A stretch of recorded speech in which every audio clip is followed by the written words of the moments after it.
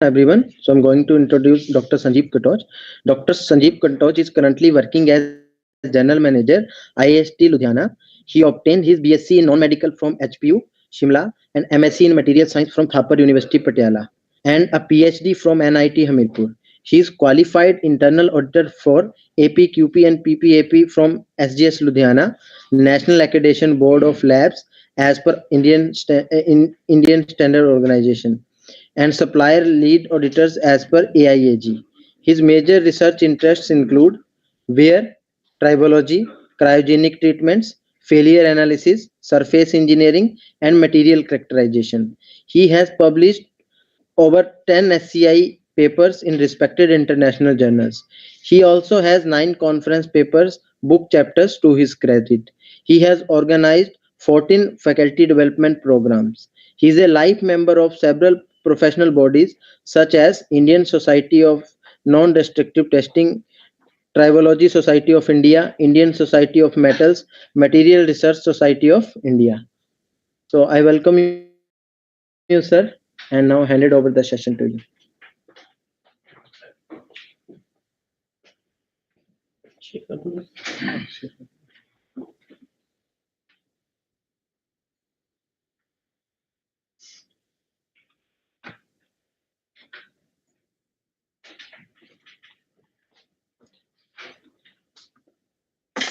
So, good afternoon to all. So, first of all, I thank you, Mr. Bharti, to introduce me for this FDP program. So, I have prepared this talk, Solving Product Problems, in 3 parts. So, this is my introduction, but Mr. Bharti has introduced me very well. So, this is the flow of talk. So, I have divided my talk in 3 parts, part A, part B, and part C. So, in part A, I have given some introduction for the steel, and in part B regarding the failure, and part C case studies.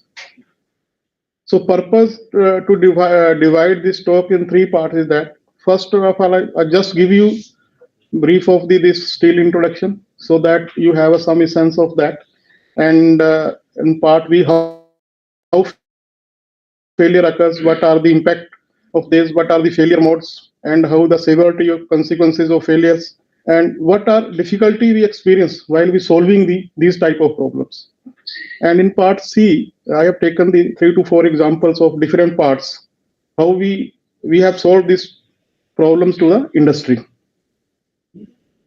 So first of all, we are taking the steel introduction. So mostly in vehicle or anywhere, if you see, most of the product is made up of steel. And if in vehicle we see the 55 to 80% of the total cost depends upon the component of that or steel parts. The various material used like steel, aluminum, glass, plastic, textile parts, or cast iron. So to decrease the cost of vehicle or any other component, we choose the material which can solve our problems or which are the cheapest one. So some of the material we have like oxygen, nitrogen, hydrogen. These are the gases entrapped in the material. Then carbon and iron, which is basically the major constituent of the steel. And some are the alloying element like chrome, nickel, moly, vanadium, and tungsten that are purposefully added in the steel to strengthen that. So if we see in steel, the major constituent is the Fe, iron, and we purposefully add some carbon content into it. And basically, steel is the mixture of carbon and iron. In normally in steel, we can diffuse or we can dissolve the carbon up to the 6%. So majorly in steel, we have the constituent of carbon up to the 1.8%, or sometime 2% for tool steel.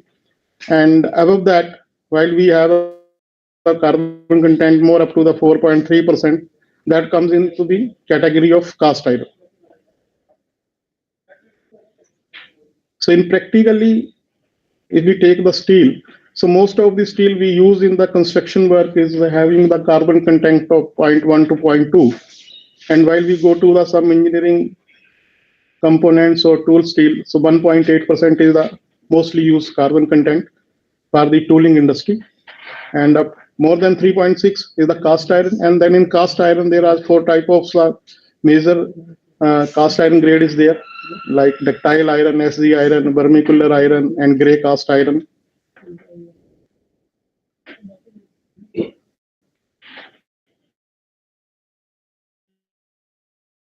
So these are the some category of steel. If we going through that, in the steel, majorly what we industry use the PCS plain carbon steel, then low carbon, medium carbon, and high carbon steel. So low carbon steel majorly for the construction industry or structure industry are using this steel. Then medium carbon in the automotive mostly, and high carbon steel is over the this cast iron. Cast iron in the different category, compacted iron and alloy cast iron. Most of these cast iron are used for the suspension part of the vehicles.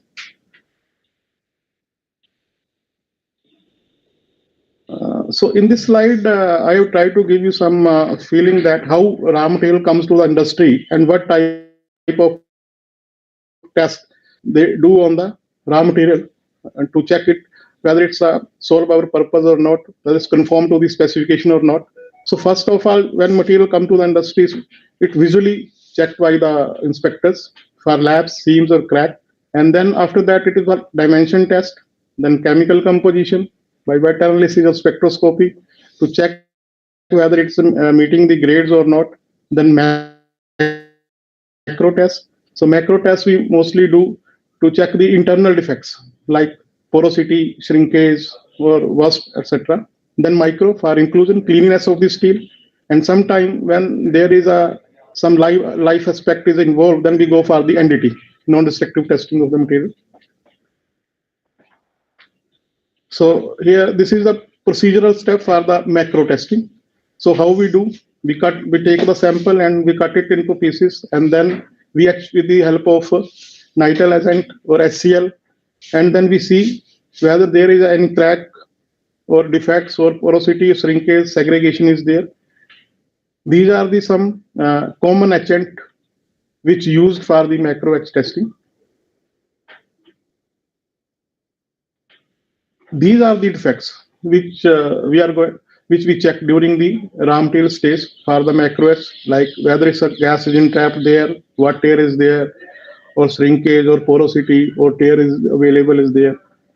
So it depends upon there is a standard are available on the international level, like ASM volume 9 or 381, ASTM 381. There they have standard charts are given. So mostly in industry that chart are compared. Then we coming for this microscopic.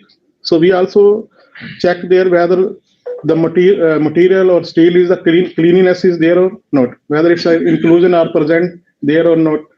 Basically here we check that there is there any non-metallic component is there. So sometime while we melt the steel, so sometime refractory is coming to there, sometime gases are there. So in this slide, we have shown how we cut the sample and mount the sample for this. This is a very special purpose to mount the sample on that, so that the corner of the sample is not rounded off.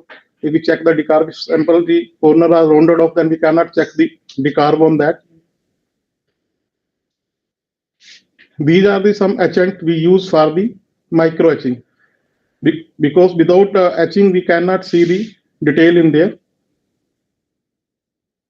So these are some of the inclusion, non-metallic inclusion are basically impurities in steel.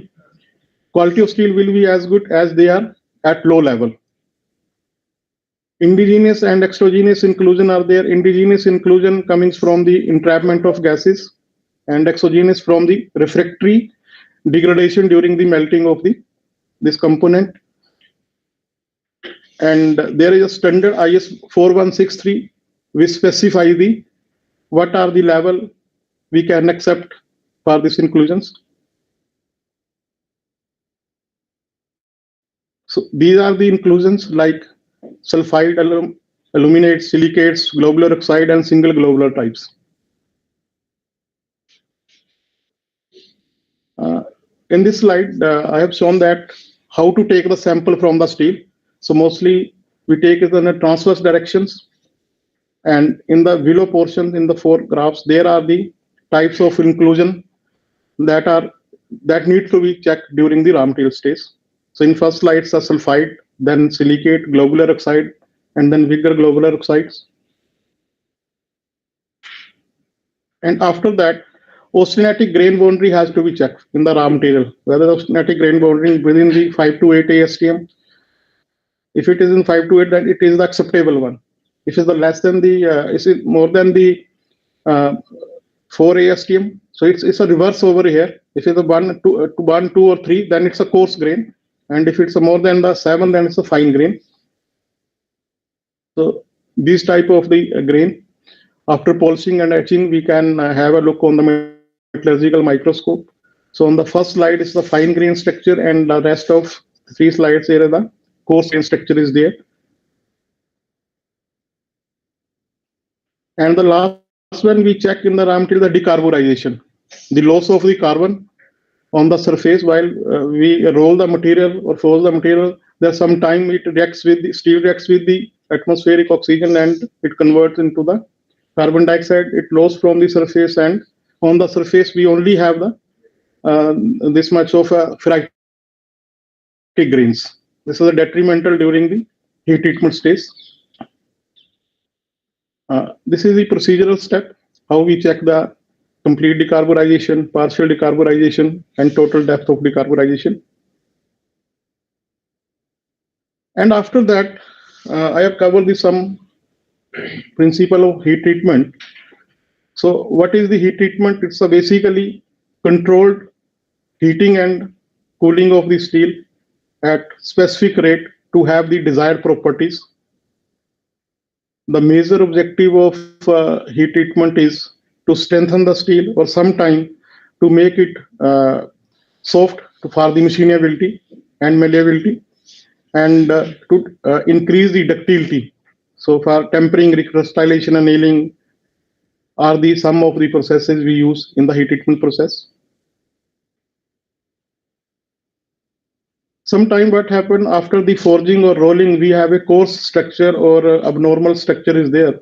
To have a homogeneous structure, we do the recrystallization annealing, full annealing, or normalizing to have the better mechanical properties in all the direction. That is, the isotropic property should be there in the material.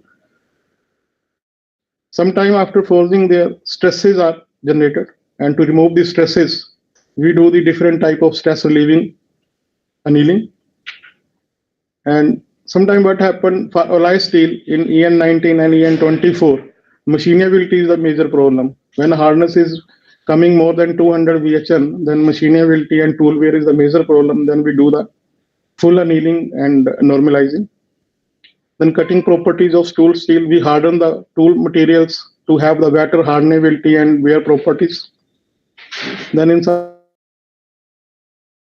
electrical type steel is there, then for recrystallization, we do the edge hardening and other things. So this is the tool mostly heat treater used or metallurgist used for taking the temperature for desired temperature for steel to be hardened. So in the, if you see the in the left hand side portion of this graph, I think in the next slide it's more clear. If you see that this blue circle here, we have shown the 0.8.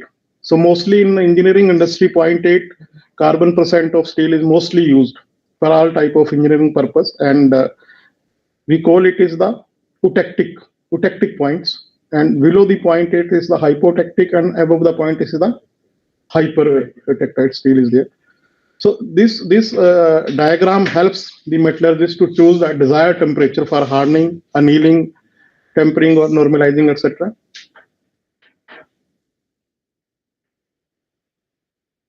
So this is the type of eutectoid, hypotectoid, hypereutectoid steel is there.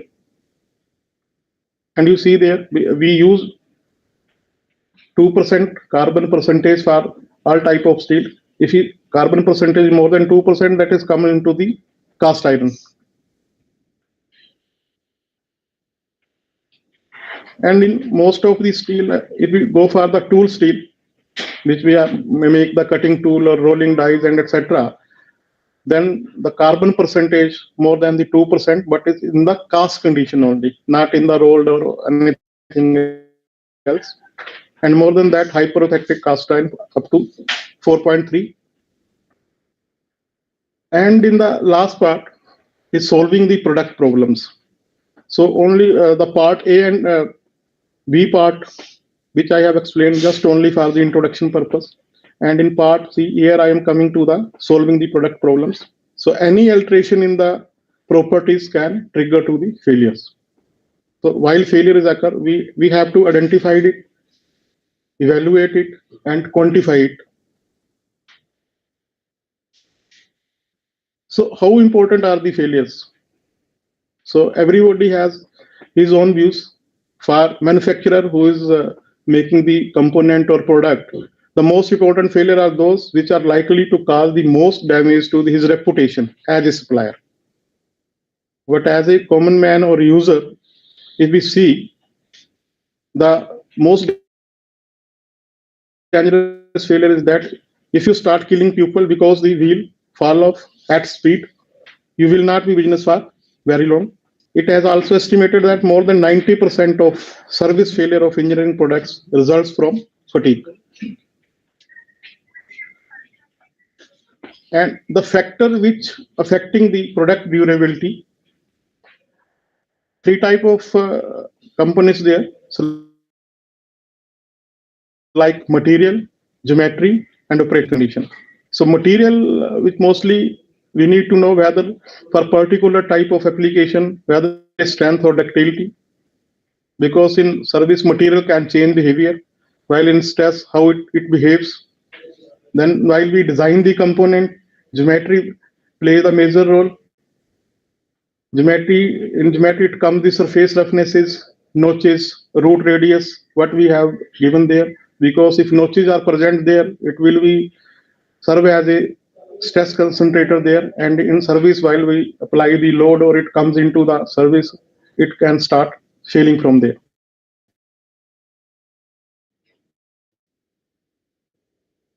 And sometimes operating conditions are not and the manufacturer or the designer. It depends upon the user. So sometimes we see in the local condition also whether truck is designed for the 8 ton of material, but we are putting on the 12 ton of materials. And sometimes while the condition is very harsh, sometimes the material is designed for the ambient temperature, like over in Punjab we have the mostly 10 to 40 degrees centigrade, 45 degrees centigrade, but sometimes it going to the hilly area, Ladakh and upper Himachal, where the temperature is less than 0 degree temperature. So that is a harsh condition. So where material properties plays a major role is there.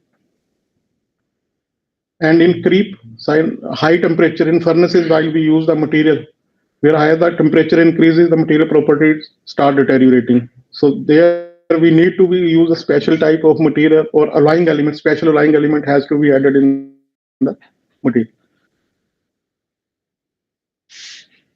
So these are the factor affecting product durability. So majorly is the metallurgy. So what is the constituent of the material is there, what type of phase is present in there. Then decarbonization, the loss of carbon from the material. Then inclusion, impurity in the material, because the inclusion are the non-metallic part within the metal part. And that act as a cracks there or micro cracks is there. While we putting the stresses on that, that cracks start opening in the component. Then bending is like that, that when we design the material, we need a homogeneous structure. All type of this grains are should be homogeneous. So sometimes what happens, we have a bands of grains. In the one area we have a ferrite grain, and then in other area we have a bands of the perlite. So that is a dangerous thing, because in the perlite we have the more strength, and while we have the ferrite band, there is a low strength is there, low hardness is there. So in that portion, the localized strengthening of the material and weakness of the material present in that particular component. Then rolling directions. While we see the mechanical properties in the rolling direction, then mechanical properties higher in that. But while we go to the transfer direction, it becomes to the 1/3 of the longitudinal directions. Then grain size. If we have the coarser grain, then mechanical property is lower. We have the fine grain, the mechanical property of the material is higher. The manufacturer will have determined what operating conditions are considered to be acceptable per particular vehicle or component. Product design and development is then aimed at determining the combination of material properties and component geometry which will provide satisfactory reliability in service. So we have to make such type of arrangement that we take a combination of this mechanical, this materials mechanical properties, then geometries, and what operating condition we are going to be, this component going to be happen in the actual life.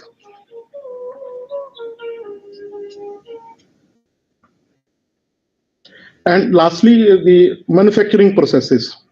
The manufacturing processes we used for development of the component, we do the machining and surface roughness is higher on the component, then it's a dangerous for the life of this component. And during the heat treatment we have the decarburization on the surface, then it's again a dangerous things.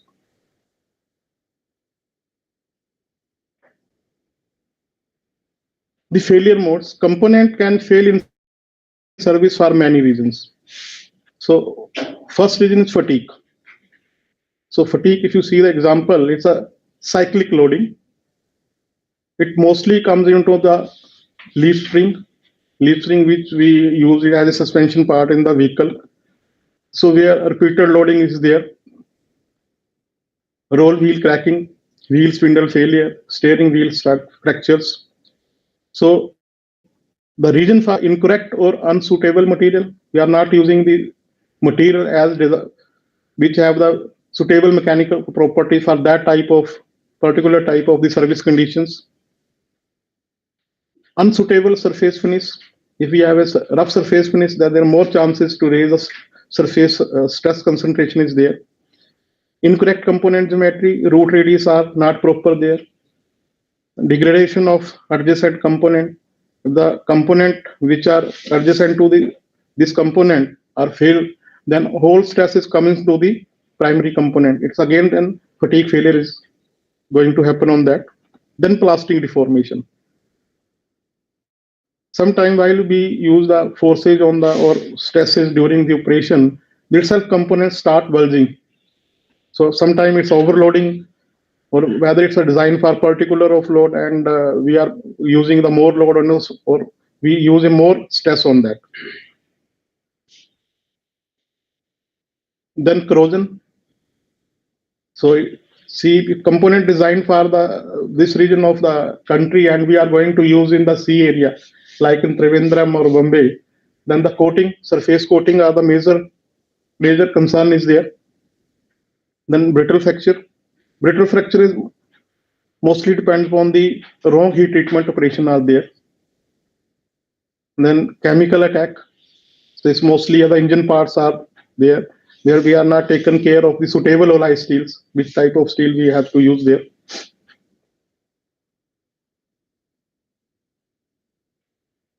Then wear and tear of the materials. We are not using the proper lubrication is there, or incorrect material conditions means we are not using the material which is sometimes what happen, we are using the soft material and hard material together. So which is the soft material is there, the hard material is going to be wear it out. And then sometime what happens, the complex interactions like both all types of conditions are applying on that components, like in furnace parts. So there is, while we are in heating up, during the heating cycles, materials start loosening its mechanical properties, and again same time we are putting it some carbonous material is there, like some methanol or LPG or all that. So that is coming to the surface of the material. So these type are the complex interactions are there, which leads to the failure of the component. So this type of in atmosphere, we need to be a special type of material to be used.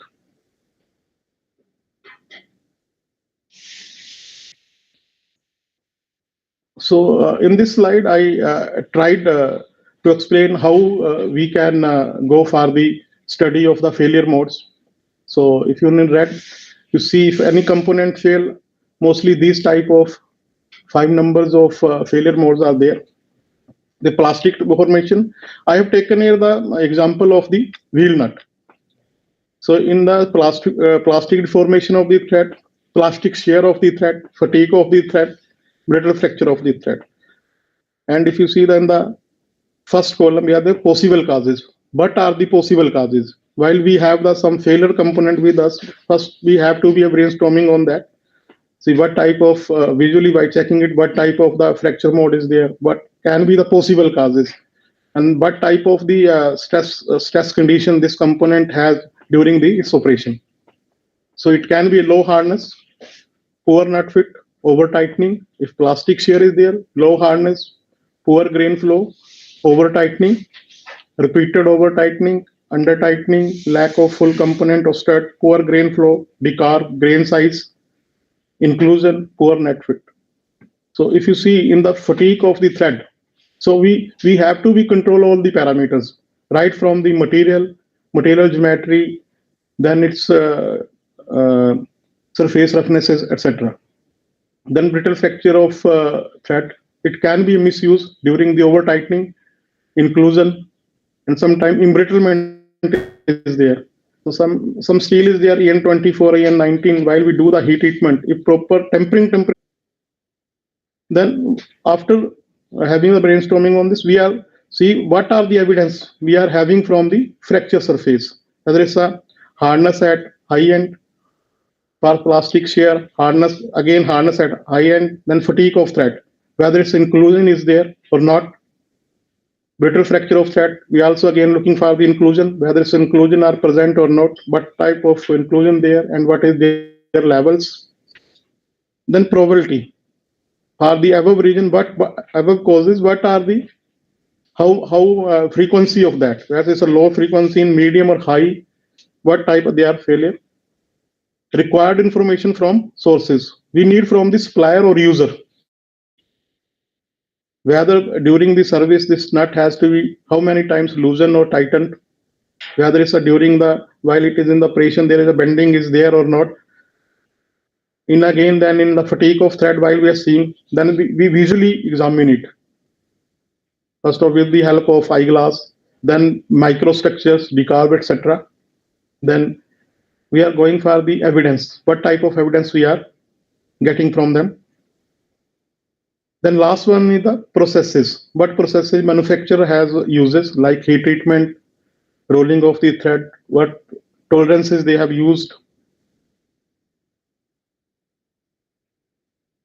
Then here, severity or consequences of the failure. If in this slide you see, the fatigue is the dangerous one, and where the component, the major component which can lead to the human loss.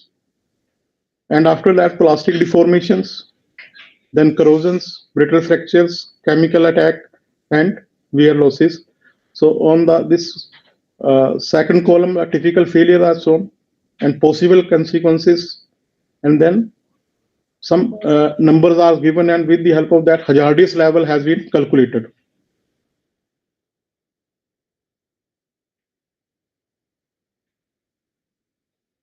So sometimes industry faces the problem to finding the solution for this type of failure. So why they are not getting the solution? So first of all, inability to identify the failure mode.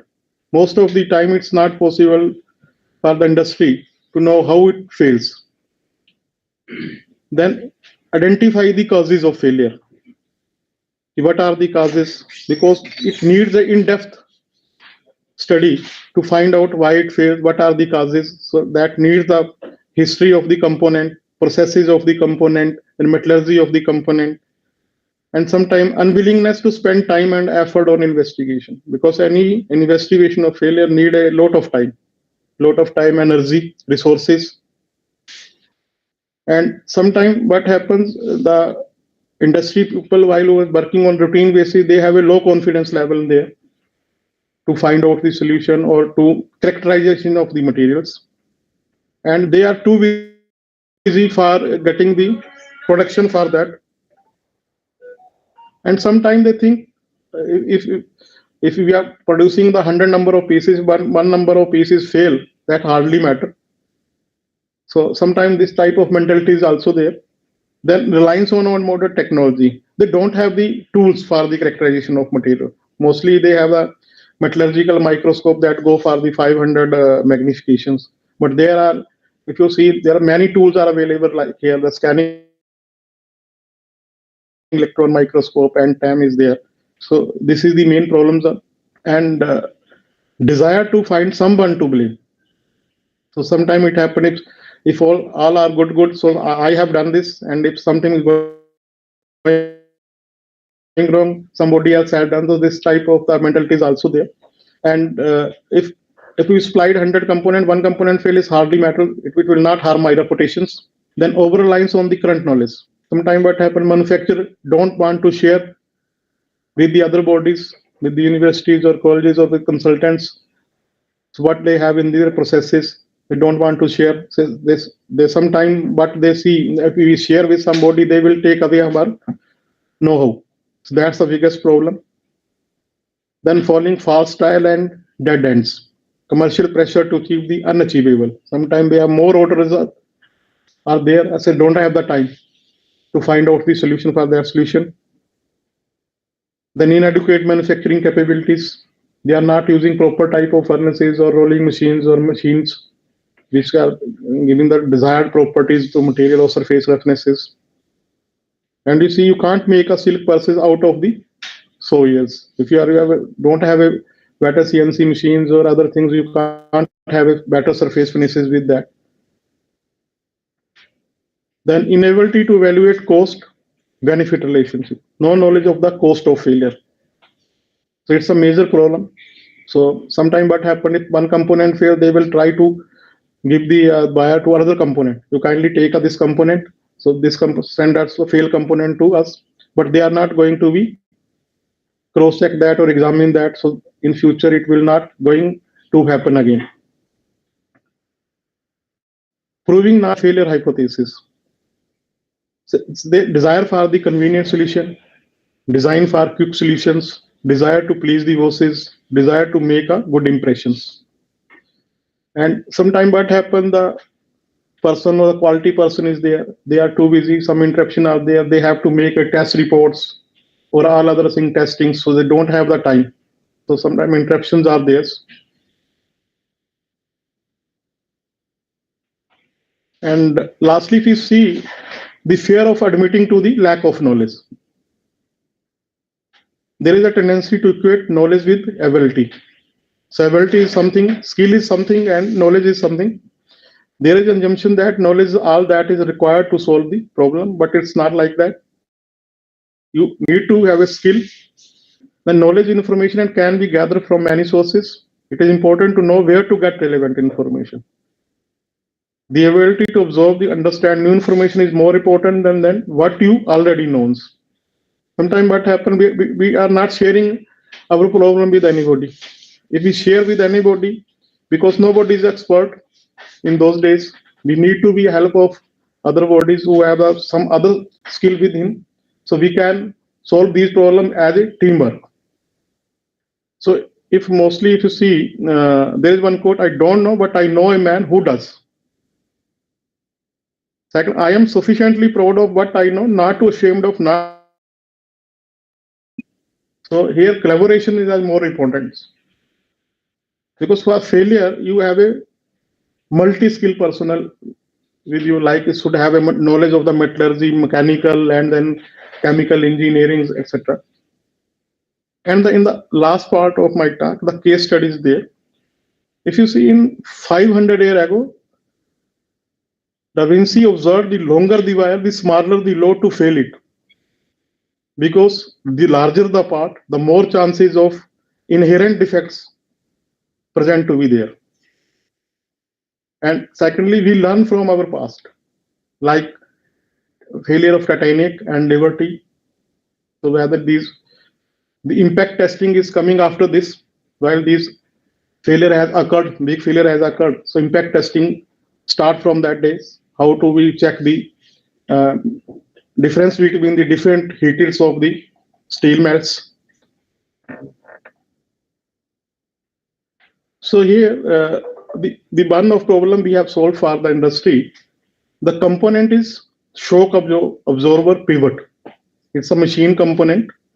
And while it comes to us, that this picture show with the scale is the component failed component is there. So first of all, we have taken the information from the customer that what raw material they have used and what are the processes they use during for the manufacturing of this component and what are the specified hardness level. So this information is provided by the customer who submitted the sample. Then on at our level, we have checked that in our labs, the chemical analysis. So the material matches with the EN15s. Then we cross-check the material cleanliness, inclusion rating. What are the inclusion levels are there? So during the inclusion rating, it found that the inclusion in the steel is more. The steel is not clean one. And if you see on the photograph, in the both the photograph, you see these are the this black portion in the inclusions. Inclusions are present, so heavy inclusions. And while we check the microstructure after etching of the sample, then you see there is not a homogeneous morphology of the perlite and ferrite, it's a heterogeneous type. And while in the second micrograph you see it's an inclusion and it looks like a crack. So it's a mismatch between the material. So what we concluded from this that they have not used the clean steel. So major reason for this failure of the component is the inclusion, heavy inclusion of slag, and that is the slag inclusion is there. This comes during the melting of the steel. So we suggested to use the clean material which have the inclusion rating less than 1.5.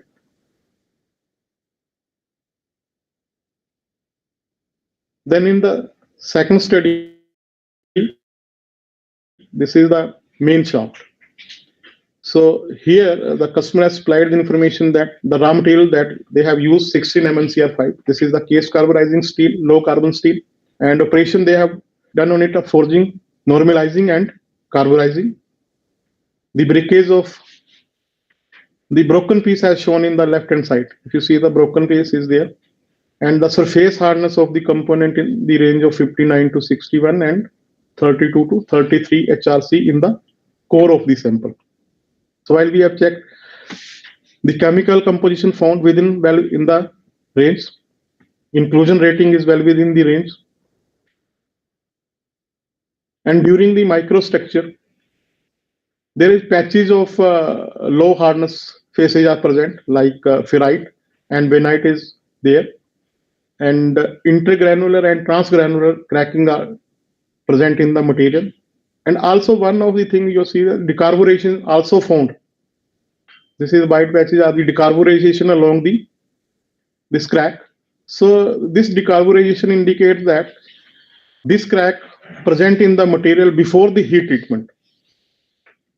Because while we do the heat treatment, we go for the higher temperature, more than 723 degrees centigrade. While we at this particular present this temperature, the steel react with the oxygen and it decarburizes.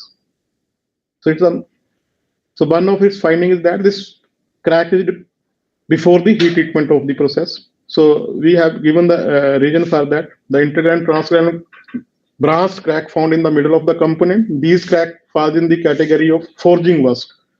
While forging has been done, it not done at the desired or a particular temperature. So during the forging, the temperature falls below the 1000 degrees centigrade, and while we are putting the pressure on it, so some internal cracks are develops there. So we suggest to use the load this soaking time, proper soaking time, and forging parameters for the forging of this component.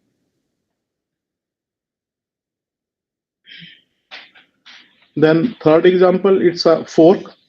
It's used as a suspension part, and material they use is EN24. It's mostly this type of component used in the railway industry. The forging temperature they use 1050 and 1100 in between this temperature range. And cracking of the forged component found in the middle of the forging. It's not heat treated, it's only a forged component. So while we check it, so primary step is the macro testing and micro testing. So while we think the steel is clean one, but while we going for the microstructure study, we found that there is a patches of ferrite and then some cracks are there. So we further investigate on it. So we cut the pieces in the middle of this component and do this penetrant testing, and we found this. If you see the red lines are there, these are the micro cracks found in this material. And we further to verify it, we study this MPI study, and it's also there. If you see in this lower portion, there are some indicative are there. This is also the cracks. So this is also these defects developed during the forging condition. They have not used the proper this forging temperature or soaking time. Sometime what happens while they uh, fire the furnace, so some component are not in that particular zone of the heat treatment range, and they are not getting the proper this soaking temperature. So that's why it's forged at the low temperature, and forging rust has been occurred in it.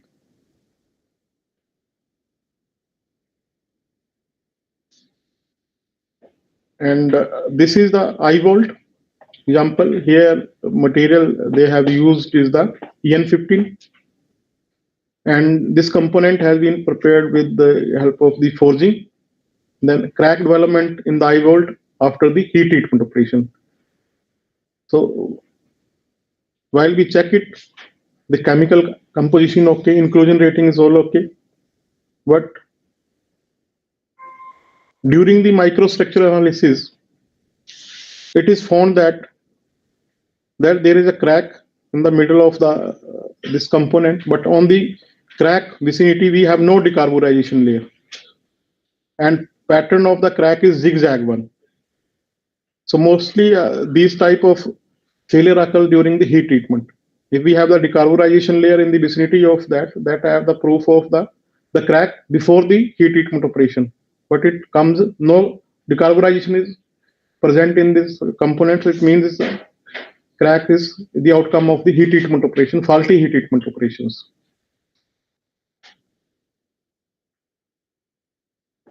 So this is the conclusion we have given there. And corrective action suggests that to use the proper oxidation temperature, soaking time, and quench media need to be controlled more precisely. Sometimes what happen, we use the water for the alloy steel, and that is the dangerous one. So we have to cross check the quench media also. What type of quench media we have used to cool the steel.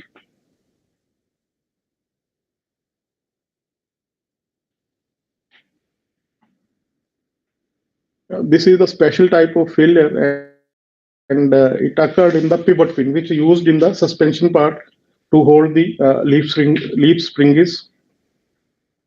And while visually we observed it, it's a multiple cracking, oxidized layers, flacking developed, and what the manufacturer told us that this flak developed during the induction hardening process. So while we further studied it, the material, why this happened for this particular component, so it found that the material is okay, chemical composition okay, then inclusion rating is okay. But while we study the microstructure of this material, we have a burnt grain boundaries.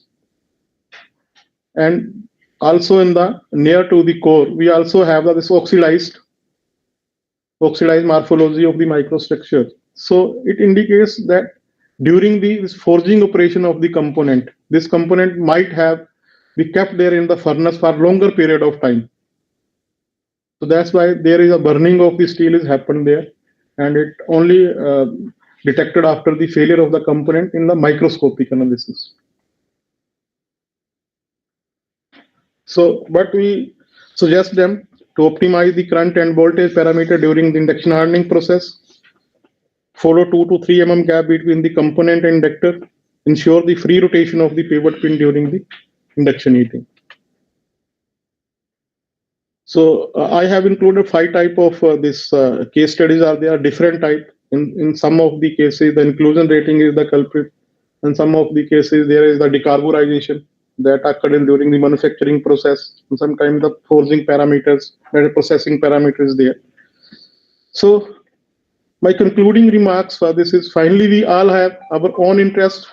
Those things which interest us more will be subject that we tend to know more about and are the area in which we develop the most competence. And also engineering is very vast field where our individual can be expert in only a very small part of that field. So we need to be collaborate, to be work as a team, to have a guidance from our friends or colleagues or teammates to solve these type of problems. Any engineer presented with a problem which he feels incompetent to solve should have no reluctance in seeking advice from other engineers, developing their own expertise in the required area. Because while we characterize the material, it's not always possible that the same person has the knowledge of the heat treatment of the processes, forging of the processes, and rolling of the processes. So we need a team to solve these type of problems. And after their brainstorming session, we have to conclude what type of failure is there and how we can resolve this problem. In this way, everyone gains. The requester should get nearer to the solution to his problem, and the advisor will have further developed his capability of assisting in future problem solving situation to the benefit of all. So it's all. So what I want to discuss is there any question? So we can discuss. Any query from the online participant also? If you have any query, you can ask. Yes. Basically, what are the main factors that affect the quality of any product in industrial areas? Because you are from industrial sector, so which are the common factors you face to maintain or enhance the quality of any products? It's basically a material. So material is a major contributing factor. So sometimes what happens if you go to the market, there are various type of material available in the market. That means it's manufactured from the induction route, billet route, or sometimes it's from the vacuum degassing is there or not. Because depending upon these route is the rate of the material. If you go for the ingot route, then that's a cheaper one. Then it's a more expensive, the billet one. Then if you go for this vacuum degassing, and it's a costly one. So sometimes manufacturer have some problem there for getting the material, right type of materials, or sometimes there is a rate constraint is there. So they use the substandard material. So that is a major concern in this. Any other query you can ask? We can privilege that person from industry is available with us.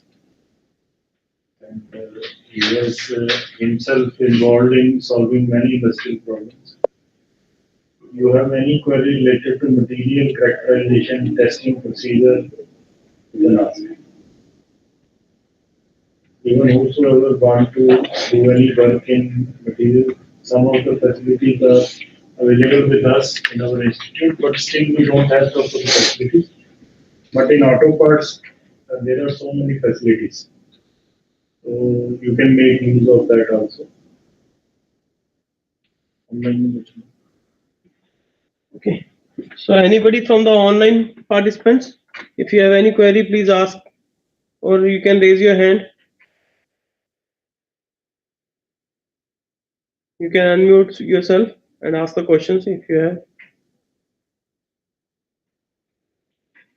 Professor, I have one just a query.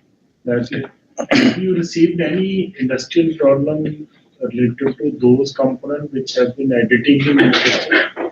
Not yet, sir. Not yet. Not yet, sir. Because additive manufacturing is not common Okay.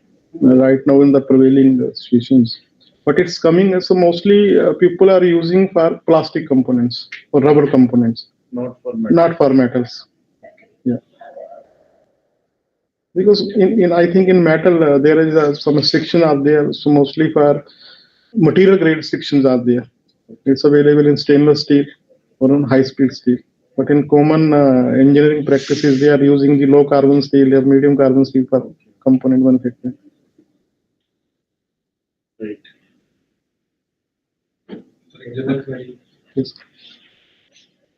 Sir जैसे as a career अगर इसको लेके चले, जैसे problem solving as a industries में India में तो R&D पे ज्यादा खर्चा करते कम है हमारे इंडिया में, ये तो एक इशू है। दूसरा, एज ए एक्सपर्ट आप इंडस्ट्री में काम कर रहे हैं, तो एज ए करियर अगर इसको लेके चले तो कितना स्कोप है, कहाँ तक फिजिबिलिटी है इस चीज?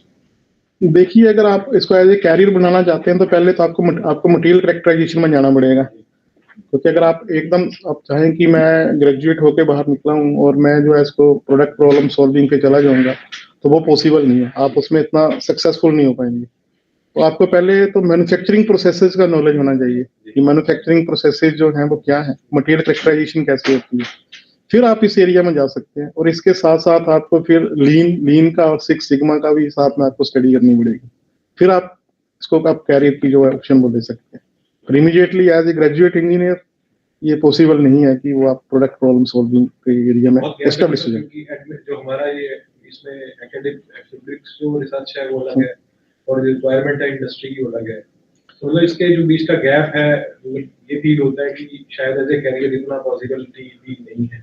नहीं, अभी तो जो इंटरेक्शन है ना वो काफी हो रही है इंडस्ट्री के साथ। आज से मतलब अगर आप 2-3 साल पहले या 5 साल पहले जाएं तो इंटरेक्शन इतनी ज्यादा नहीं थी, क्योंकि इंडिया के पास जो मैन्युफैक्चरिंग जो सेक्टर था वो अभी वो आप उसको बोल सकते हैं कि वो सेकंड हैंड मार्केट में ही था। पर अब लोग जो है ओईएम जो है अब यहाँ आ रहा है, मैन्युफैक्चरिंग हब बन रहा है। हाँ, तो मेक इन इंडिया की जो कंसेप्ट है तो उसमें अभी अपॉर्चुनिटी आ रही है। एकेडमिया और जो इंडस्ट्री है ना आपस में मिलकर बहुत सारी प्रॉब्लम्स को सोल्व कर रहे हैं और बहुत सारा काम हो रहा है।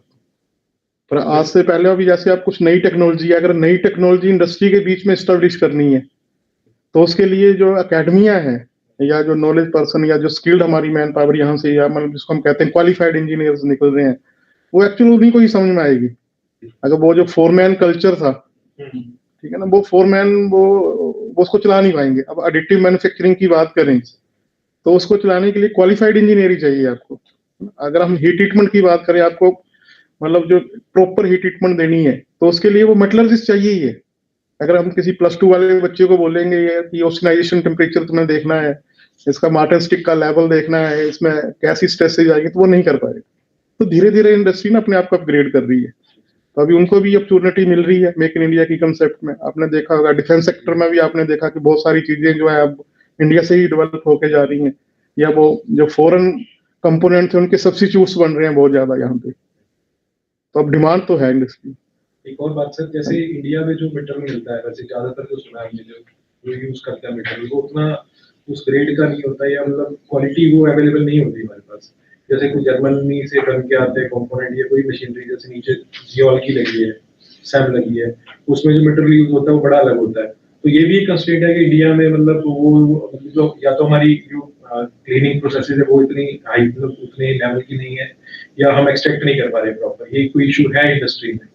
देखिए, जो टूल स्टील की आप बात करो, जो हाई स्पीड स्टील है ना, उसके इश्यूज हैं अभी इंडिया में। उसके जो मैन्युफैक्चरर है या जो इंडस्ट्री है वो एस्टेब्लिश नहीं हो पाई है।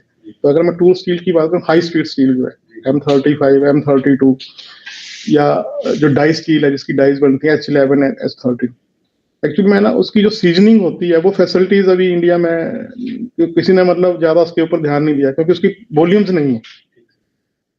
जब उसका वॉल्यूम आ जाएगा तो नेचुरली है कि हाँ यहाँ कोई ना कोई स्टैब्लिश कर देगा। तो उसका बहुत कम वॉल्यूम है। जैसे अब किसी इंडस्ट्री ने कोई कंपोनेंट बनाना, उसको चाहिए 1 टन मटेरियल है, तो वो उसके लिए कोई इंडस्ट्री लगाएगा नहीं, वो कहता है बाहर से ले। अभी आपने जियोल की जो बात की है, तो जियोल में जो आप SCM की शायद बात कर रहे हैं, तो SCM में वो सॉफ्टवेयर के कुछ कंस्ट्रेंट्स हैं, पर वो मटेरियल का कोई कंस्ट्रेंट नहीं है उसमें। हाँ, वो बना सकते हैं, वो तो उसमें मोस्टली क्या कास्टिंग है, फोर्जिंग है। हाँ, अगर इंडस्ट्री के हिसाब से देखें तो हमारे पास बहुत एक्सपर्ट लोग हैं जो काम कर सकते हैं। एक्चुअल में जो सॉफ्टवेयर है ना, हो सकता है इंडियन ने डेवलप किया हो बाहर। हाँ, तो वो दिक्कत है, और बाकी कोई दिक्कत नहीं है उसमें। क्योंकि सर जो मटेरियल्स का आप एग्जांपल दे रहे थे वो सारे मतलब कुछ ऐसा लग रहा था कि कुछ कमी कहीं ना कहीं उसकी मैन्युफैक्चरिंग में। हाँ, उसमें कमी यहाँ पे है कि जो मतलब क्वालिटी कॉन्शियसनेस है ना, वो उसकी कमी है। नहीं तो वो अगर मैं EN19 की आपसे बात करूं जो जनरली मतलब इंडस्ट्री में यूज होता है, EN24 की बात करूं तो विंगट रूट में भी बनता है। विंगट रूट में अगर वो 20 रुपए किलो मिलता है, अगर आप उसमें जाएंगे तो वो 25 या 30 रुपीज होगा। तो वो जो कॉस्ट कटिंग वाला कंसेप्ट है ना, वो मेजर इशू है। वो इशू है, अवेलेबल है यहाँ पे क्वालिटी। वो अगर आप उसकी लो लॉय स्टील की बात करें, हाई लॉय स्टील की बात करें, यहाँ अवेलेबल है मटेरियल। सिर्फ टूल स्टील की दिक्कत है, बाकी कोई दिक्कत नहीं है।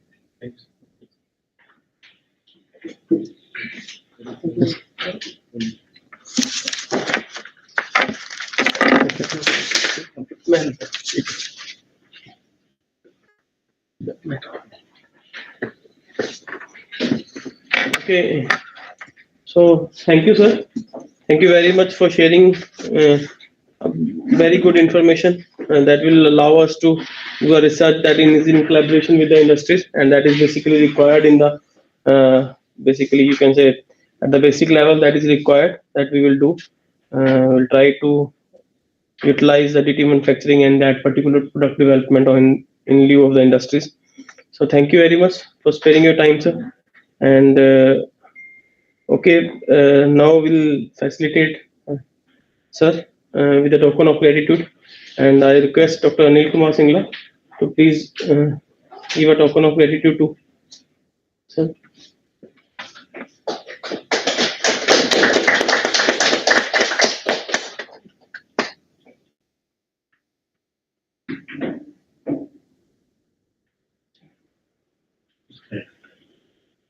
Thank you, sir. Okay, participants, this is the end of the last session of today's talk. So we'll see you tomorrow with the